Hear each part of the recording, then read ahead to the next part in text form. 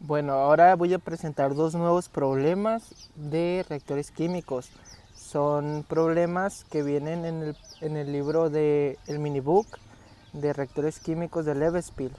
Ok, son el problema B21. Voy a empezar con el problema B21. Ok, este libro tiene una propiedad o una notación, perdón, que los problemas que pone asterisco son reactores con volumen no constante. Yo ya había presentado un problema del mismo libro, pero con volumen constante. Entonces ahora vamos a analizar problemas donde el volumen varía. Pero díganme una cosa, ¿ustedes creen que el volumen del reactor va a cambiar? O sea, que cada vez que yo quiera cambiar algo, no, pues voy a cambiar el reactor. Obviamente no, ni van a crecer más, ni van a ser más chicos. Pero hay ciertas características, propiedades de la reacción, de los fluidos, que hace que tengamos variaciones. Entonces yo quiero hacer este video con la finalidad de que entiendan cómo relacionar las propiedades de la reacción con las ecuaciones de diseño. Bueno, vamos a enfocarnos en los problemas. Vamos a hacer todo ese análisis enfocado a los problemas. A ver, un alimento gaseoso de A puro entra con una concentración inicial de 1 mol litro, entra un CSTR de 2 litros y acuérdense que vamos a considerar un volumen variable. Ahorita vamos a ver qué significa el volumen variable. Y reacciona como sigue. Nos dan el diagrama, el libro tiene esta forma de dibujar los diagramas. De hecho, yo hace tiempo lo leí en la carrera, entonces hago los diagramas muy parecidos y todo. Trato de hacer notaciones muy parecidas. Hay cosas que si no tengo notación del minibook, me agarro la notación del Fogler. Entonces son los únicos libros que he leído de reactores químicos.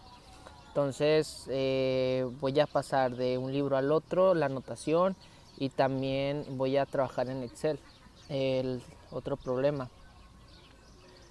Entonces, como decía, tenemos la concentración de entrada, la concentración de salida. Tengo la reacción, 2A produce R, el avance de reacción, la velocidad de reacción es 0.05, concentración de A al cuadrado. Ya no las están dando, pero el problema es que aquí está en segundos y el problema nos está pidiendo el flujo volumétrico a la entrada en litros, unidades, minutos, ¿ok? O sea, litros sobre minutos. Entonces yo tengo que convertir esta ecuación en vez de que diga segundos, que diga minutos, pero lo tengo que multiplicar por un factor de conversión. Así, pues eso lo voy a ver más adelante. Me voy a ir paso por paso y voy a tratar de no enredarlos y quiero ir explicando para qué sirve cada cosa. Partimos de la ecuación de diseño de un CSTR, ¿ok? Entonces el volumen entre el flujo molar, o sea, el número de moles que entra por unidad de tiempo, es igual al volumen del reactor entre el producto del flujo volumétrico por la concentración inicial. Eso lo explico en videos anteriores. Si se pierden, pues el flujo molar es igual a el producto del flujo volumétrico por la concentración de entrada. Eso es igual a la conversión entre la velocidad de reacción. Estas notas las voy a subir en el video. Si ustedes no quieren escucharme y quieren ver directamente las notas, adelante. Aquí vienen notitas de qué es cada cosa. Entonces, como decía, el problema me pide el flujo volumétrico, entonces voy a despejar el flujo volumétrico.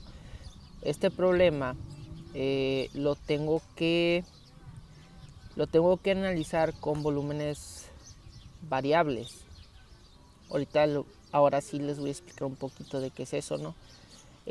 Cada vez que quieran calcular un flujo volumétrico para un CSTR, ya sea volumen constante o no constante, va a ser esa ecuación. Pero aquí les voy a enseñar la diferencia. Vamos a hacer consideraciones para un CSTR a volumen no constante. Pero para hacer esas consideraciones yo quiero analizarlo desde el punto de vista general. En un proceso nosotros podemos medir diferentes características del fluido: concentración inicial, volumen inicial, temperatura inicial, presión inicial, los moles iniciales, todo eso. Podemos analizar una serie de características que nos ayuda a relacionar cómo se va a comportar la reacción antes y después. Entonces, cuando la temperatura inicial y la presión inicial son constantes o no son muy significativas para este análisis, las podemos considerar iguales a la entrada y a la salida. Ahora, cuando nosotros analizamos un cambio de volumen, debemos analizarlo desde el punto de vista de la reacción. ¿Qué quiere decir? Que el volumen va a cambiar en proporción de 1 más o sea, voy a tener el volumen de entrada más o menos, depende de la naturaleza de la reacción, ¿no? Depende de cuánto entre de reactivos, cuánto salga de productos. Entonces, por eso hacemos un análisis con el avance de reacción y la conversión. ¿Ok? Todas estas notas vienen en el libro.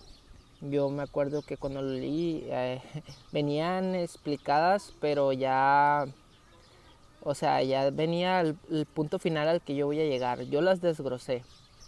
Entonces, yo sé que el número de moles a la salida va a ser igual al número de moles a la entrada, multiplicado por 1 menos lo que se convirtió. ¿Ok? La conversión. ¿Ok? Eso es lo que significa. Los moles que entraron menos los que se convirtieron van a ser los que quedaron. O sea, lo que no se convirtió de A es lo que va a salir. Pues dijimos que no eran significativas ni la presión ni la temperatura en la cuestión de diseño. Después, más adelante, vamos a ver qué pasa cuando varían la temperatura y la presión. Pero de momento solamente vamos a considerar que el único cambio significativo va a ser el volumen. Pero entonces, si divido los números de moles a la salida entre el volumen de la salida, me quedaría lo siguiente, esa expresión de ahí. Ahora sí, ya puedo tener una concentración de A que me relacione lo que se convierte de moles y también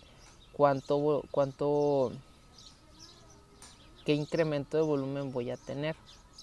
Y como digo, el incremento de volumen va a depender del avance de reacción. Algunas consideraciones importantes, ¿no?, de los reactores. El volumen del reactor no cambia el volumen del reactor. Ya lo había comentado. No vamos a hacer más grande el reactor ni lo vamos a hacer más chico. Pero ustedes son ingenieros químicos. Cuando nosotros analizamos un reactor, lo analizamos como un volumen control. O sea, todo lo que esté dentro de ese volumen nosotros lo podemos analizar y podemos analizar diferentes características. ¿Ok? El cambio del volumen depende de los reactivos. Se hace análisis de la variabilidad de la velocidad de reacción, ¿no?, en diferentes puntos. O sea, dependiendo de la naturaleza de la reacción, vamos a tener una velocidad de reacción diferente. ¿Ok? También puedo hacer un poquito de desglose de velocidades de reacción para modelarlas, ya sea con datos experimentales, que es el que sigue, hacer un ajuste con datos experimentales. Y también podríamos hacer reacciones múltiples más adelante, pero por ahora me voy a enfocar un poquito. Es lo que les decía, no, este diagrama es lo que les decía. Imagínense que estamos dentro del volumen control, dentro del reactor. Dentro del reactor hay una reacción química. Y imagínense que podemos tomar varias muestras dentro del reactor. Muestra 1, muestra 2, puede haber más muestras, 3, 4, 5, 6, 7, un sinfín de muestras en diferentes puntos del reactor. Pero eso es poco práctico y es costoso. Pero vamos a imaginar que podemos analizarlo en 2 puntos y podemos ver cuánto varía y podemos sacar promedios y demás y ver si cambian o no las variables. ¿Qué variables? En cada una de las muestras podemos tener avances de reacción diferentes, ¿ok? Podemos tener concentraciones diferentes, podemos tener presiones diferentes, temperaturas diferentes, volúmenes diferentes. Y todo eso, ¿ustedes creen que la cantidad de masa dentro del reactor va a cambiar? No va a cambiar. Pero hay ciertas condiciones dentro del reactor que hagan que no se comporte ideal, ¿no? Que no se mezclen idealmente, que esas propiedades no sean uniformes dentro de todo el reactor. Todo eso se puede analizar. Para cada uno de los problemas dentro de reactores químicos se consideran diferentes cosas. Y puse una notita aquí abajo, ¿no? Aquí puse algunas cosas, ¿no? En cada muestra del reactor se pueden observar diferentes valores debido a mezclas no uniformes, tiempos de residencia insuficientes, temperaturas o presiones inadecuadas, etc. Muy bien. Entonces, para poder resolver problemas en ingeniería debemos enfocarnos en las variables significativas. Sí, es verdad. Todos los reactores tienen todas esas variables, cada uno de los fluidos tiene todas esas variables y podemos analizar muchas más propiedades, pero solamente debemos enfocarnos en las variables significativas dependiendo qué queramos obtener o correlacionar, ¿no? Entonces, para un reactor de volumen no constante tenemos lo siguiente, que la concentración de salida va a ser igual a la concentración inicial multiplicado por 1 menos la conversión entre 1 más el avance de reacción por la conversión. Ahorita les voy a explicar cómo se calcula el avance de reacción. Un término nuevo es esa G griega, ese que parece una G, el cual es considerado el tiempo de residencia. Yo siempre cuando explico el tiempo de residencia lo explico un poquito mejor en un PFR. Imagínense que un PFR es un tubo alargado donde van a pasar 2 reactivos y en ese tubo vamos a analizar lo siguiente, ¿no? Vamos a analizar desde el punto de vista del volumen. ¿Qué pasa? Vamos a analizar que cuando va a entrar hay un volumen inicial, está en el punto donde el volumen es inicial, ¿verdad? Pero cuando pasó un tiempo, pasó a otra posición del reactor. Entonces, en ese intervalo de tiempo hubo un cambio de volumen. En ese cambio de volumen lo podemos representar con un tiempo de residencia. Entonces, ¿qué nos da el tiempo de residencia? El tiempo de residencia nos da el volumen que está transitando,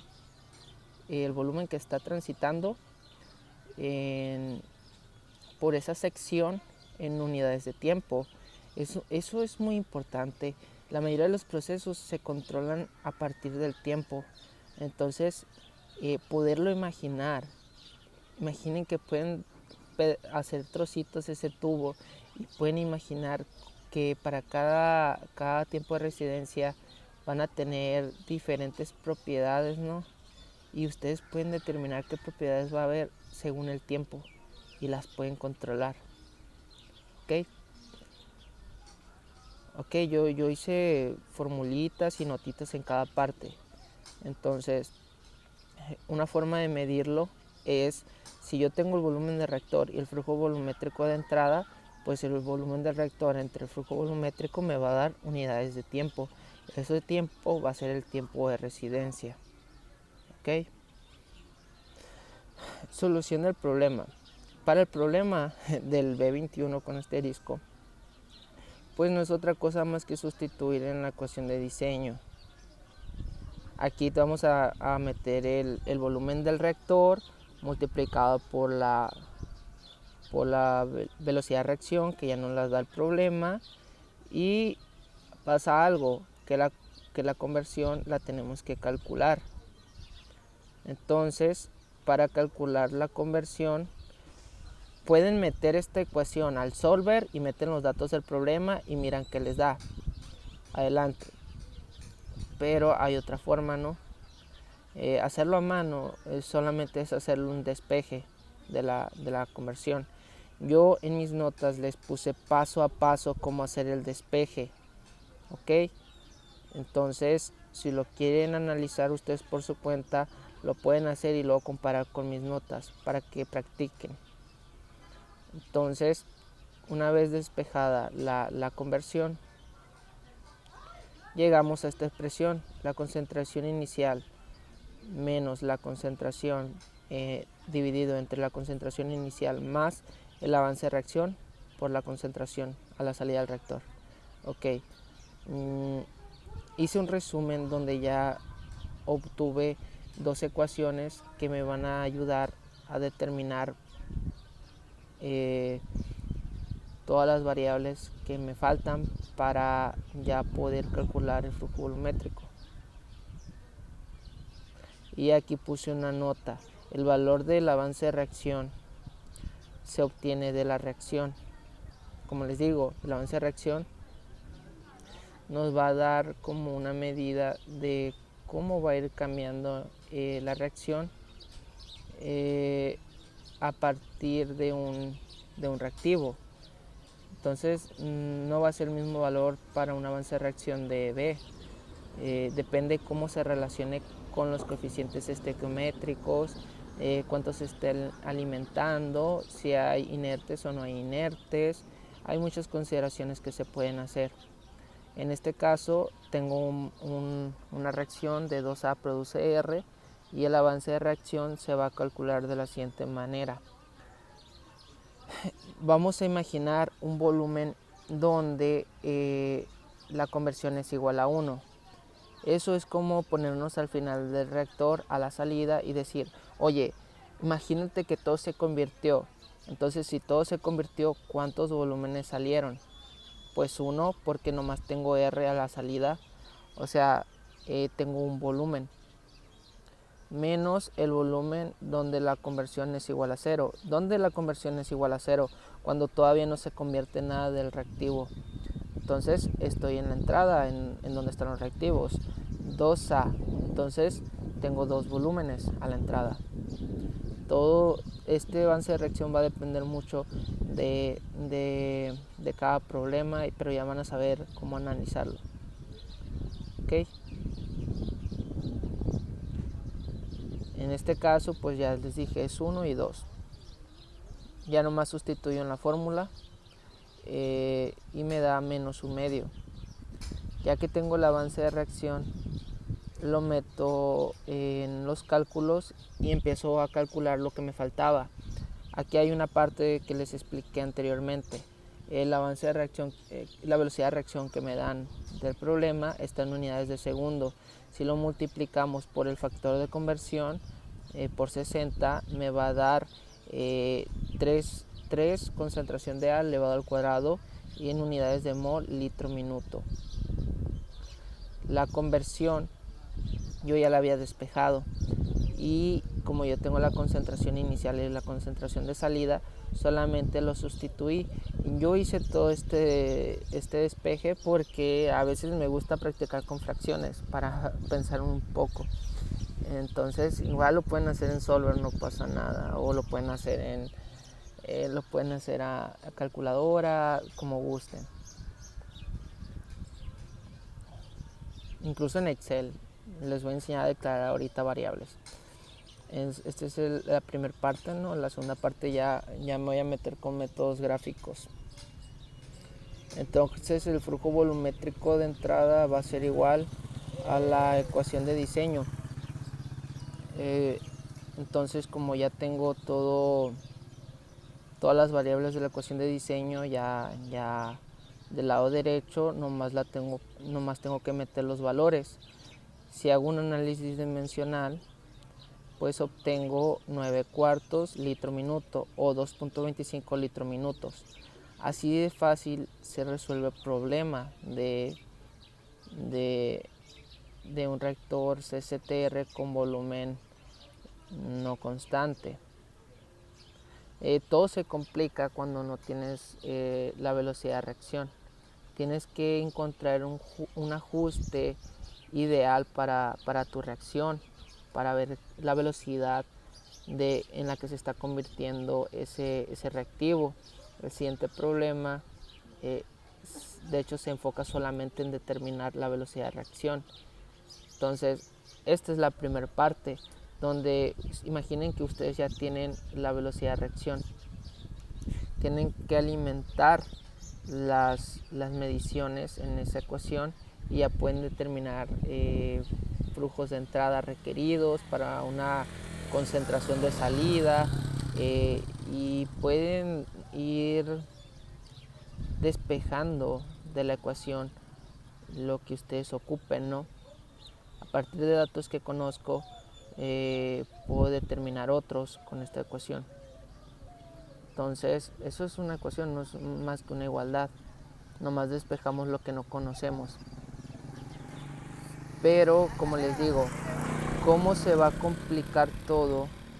¿Cómo se va a complicar todo si me piden esto y aparte me piden que yo también obtenga la velocidad de reacción? Entonces, ¿cómo se va a complicar? No se complica, solamente se vuelve más laborioso. Todos los problemas de reactores, de ingeniería en general, no son complejos, son laboriosos. Hay metodologías, métodos numéricos para analizar los problemas gráficamente, analíticamente, por iteraciones. Hay un sinfín de métodos. Entonces, el problema E67 del minibook de Levenspiel nos dice que tenemos un reactor CCTR a volumen no constante, A produce R más S, tengo los datos experimentales y me dan solamente el tiempo de residencia y la conversión. También me da la concentración inicial. Determinar los valores de N y de K de la ley de velocidad de reacción.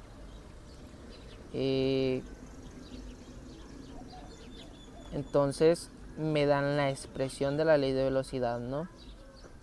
Me la están dando, pero ¿qué pasa? Esta es una ecuación no lineal, es una ecuación exponencial. Entonces, como no es lineal, yo la voy a linealizar. ¿Qué quiere decir eso de linealizar? No sé si han escuchado de ajuste log-log, semilog, entonces, o depende mucho del tipo de ecuación, ¿no? Linealizarla, en este caso, es aplicarle la propiedad inversa. Entonces le aplico un log y ¿qué pasa? Que yo puedo trabajar con las propiedades de logaritmos para separar la k y la n, ¿no? Que ya no sean el coeficiente y el exponente, sino que sean un término independiente, ¿ok? Y que sea una variable, bueno, una pendiente, un coeficiente, el exponente. En vez de un exponente ahora es un coeficiente. Entonces ahora con esta forma, sí o no se parece a la forma lineal de y es igual a b más mx, ¿ok? No está ordenada, pero sí entienden el punto. Aplico logaritmos, aprovecho sus propiedades y obtengo una forma lineal.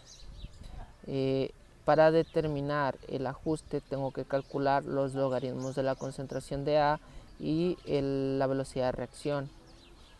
Para el CCTR tenemos lo siguiente. Para poder realizar un ajuste de los datos debo tratar los siguientes datos. Y aquí tengo unas columnas de lo que debo de tener, ¿no? me faltaría el log de la velocidad de reacción y el de concentración, pero se preguntarán cómo voy a calcular la velocidad de reacción y cómo voy a calcular la concentración de A si el volumen va a ser variable. Pues ya tenemos ecuaciones para eso.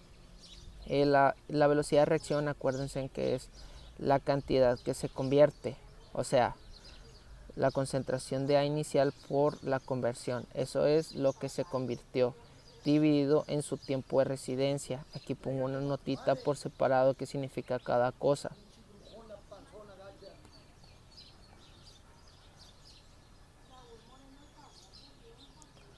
Entonces, la concentración multiplicada por la conversión significa la cantidad de A que se ha convertido. Si lo divido entre el tiempo de residencia, voy a tener la velocidad de reacción.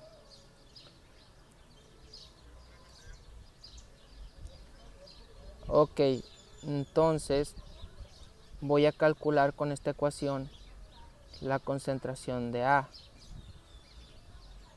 Aquí voy a analizar la reacción y voy a estimar el avance de reacción.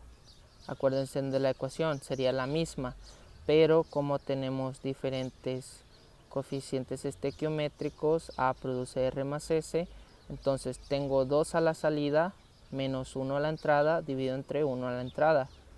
Eso es igual a 1. Entonces ya teniendo todo eso, nosotros tenemos que hacer una tablita de datos.